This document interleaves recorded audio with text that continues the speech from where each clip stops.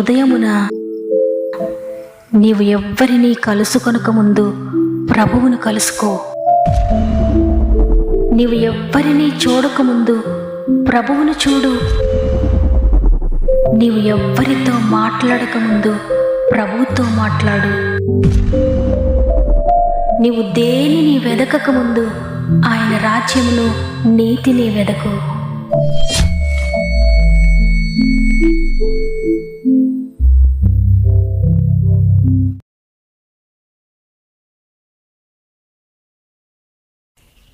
Praise the lord. దేవుని పరిశుద్ధ నామమునకు స్తోత్రం కలుగునుగాక. దేవుడు తన కృపచేత మరి ఒక దినం మనకు అనుగ్రహించి ఈ ఉదయాన మరల మనందరం కలిసి ఈ విధంగా దేవుని స్తుతించడానికి ఆయన కృపను అనుగ్రహించారు. ఈ యొక్క గొప్ప అవకాశం బట్టి దేవుని కృతజ్ఞత చెల్లిస్తూ గాడ్ ఫస్ట్ అనే వాగ్దాన కార్యక్రమానికి మిమ్మల్ని అందరినీ ప్రేమతో ఆహ్వానిస్తూ ఉన్నాను. దేవుని బిడ్డలారా, మీరందరూ దేవుని కృపలో బాగున్నారని, ఆయన కృపను బట్టి ఆత్మీయంగా వర్ధిల్లుతున్నారని, శారీరకంగా అన్ని విషయాల్లో కూడా మీరు దేవుని కృపను బట్టి వర్ధిల్లుతున్నారని నమ్ముతున్నాను. దేవుని స్తుతిస్తూ ఉన్నాను. దేవుడు ప్రతిరోజు మాట్లాడుతున్న ఏ మాట కూడా నిరర్థకం కాదు.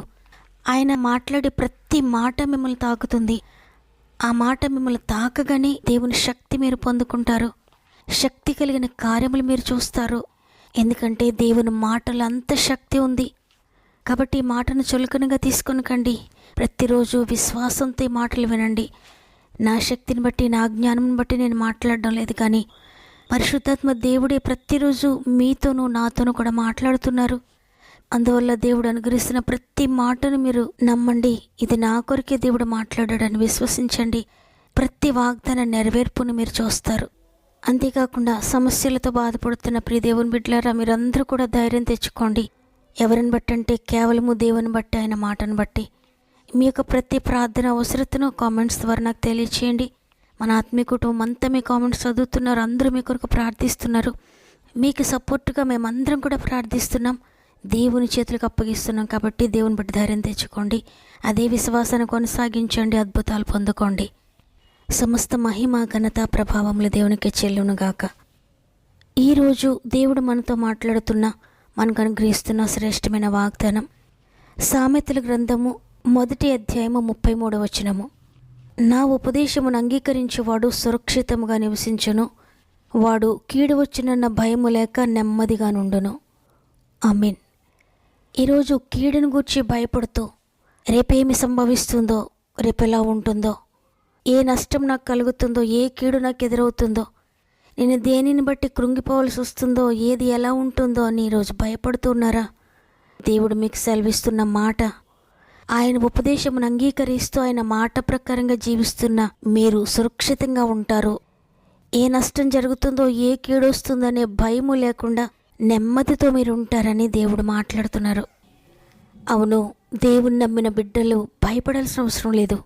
ఏ కీడు వస్తుందని మీకు తెలిసినా మీరు భయపడక్కర్లేదు. ఒకవేళ కీడు వచ్చినా, కీడు గుండా ప్రయాణిస్తున్నా కూడా మీరు భయపడాల్సిన అవసరం లేదు. ఎందుకంటే మిమ్మల్ని రక్షించడానికి, మిమ్మల్ని సురక్షితంగా ఉంచడానికి మీకు తోడై ఉన్న దేవుడు సామాన్యుడు కాదు. ఆయన సర్వశక్తి కలిగిన దేవుడు. అందుకే బైబిల్ గ్రంథంలో మనం ఏ భక్తుని చూసినా కీడుకు భయపడలేదు, వ్యాధికి భయపడలేదు, మరణం వచ్చినా భయపడలేదు, ఎంత భయంకరమైన ఉపద్రవం వచ్చినా వారు భయపడలేదు. ఎందుకంటే వారికి తెలుసు, సృష్టికర్తనే నేను దేవునిగా కలిగి ఉన్నాను, నాకు ఇక భయం లేదని ధైర్యంగా ముందుకు వెళ్ళిపోయారు.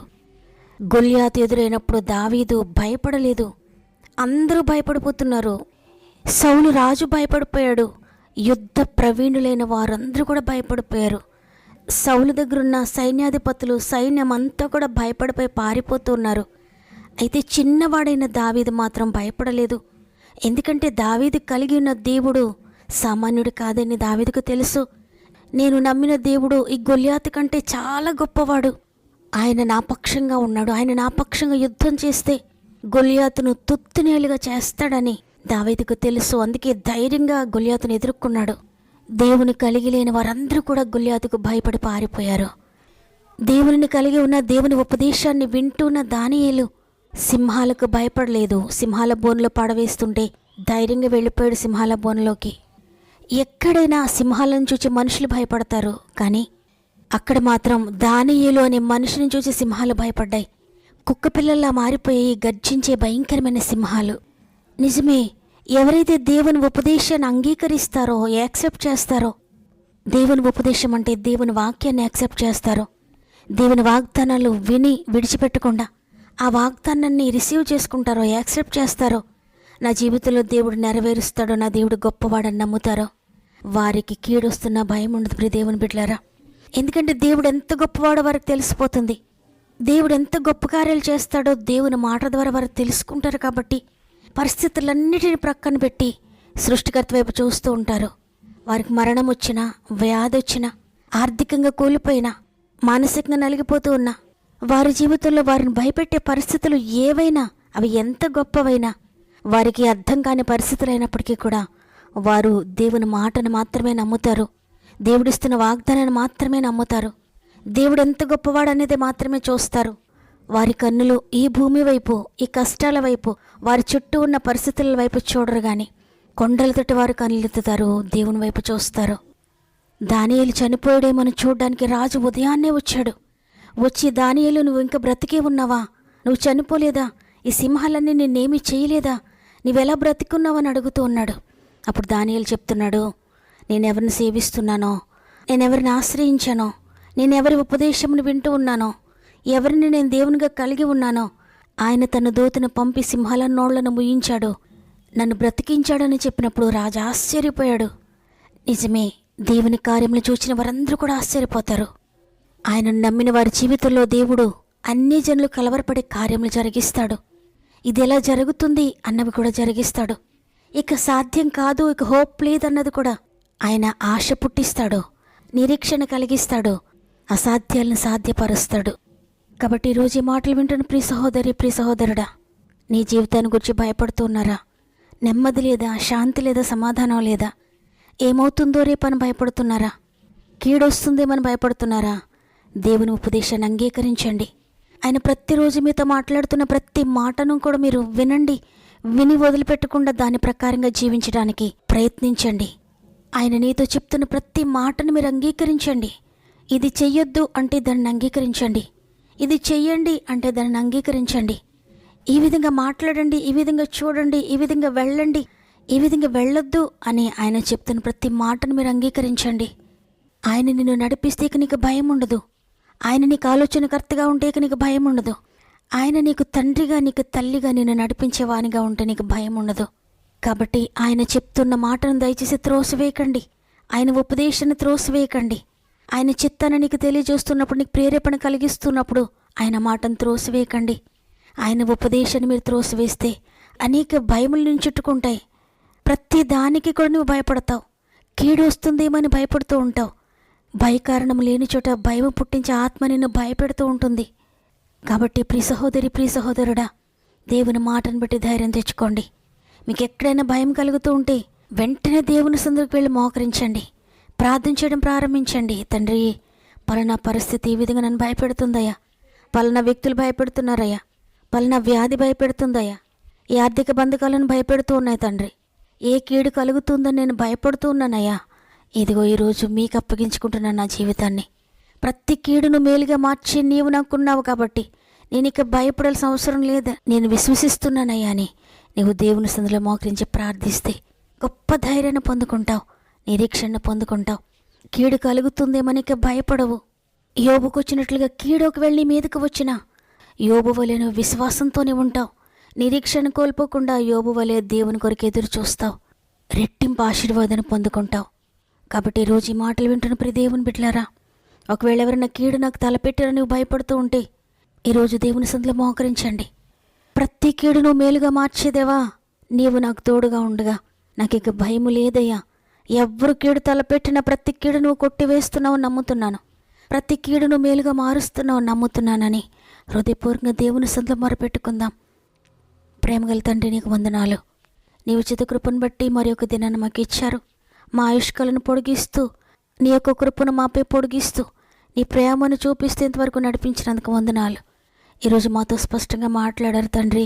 కీడు వస్తుందని భయపడుతున్నావా? ఎంత మాత్రం భయపడొద్దు. ఏ కీడు నీ మీదకి రాదు. నా ఉపదేశాన్ని అంగీకరించు, నా మాటను నమ్ము, నేను ఇస్తున్న వాగ్దాన్ని నేను నమ్ము అని ఈరోజు మాట్లాడారు తండ్రి.